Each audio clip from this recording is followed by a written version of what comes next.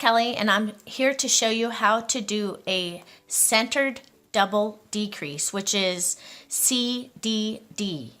And what you do is you're going to slip 2 stitches as if you're going to knit 1 stitch, pass those 2 slip stitches over. And this can be used on the very bottom of a V-neck sweater. It's straight up and down. So let me show you that one more time. Slip 2 stitches as if to knit 1, pass your 2 slip stitches over as if you're going to bind those off. And you can see it goes straight up and down, and it's perfect for the bottom of a V-neck sweater.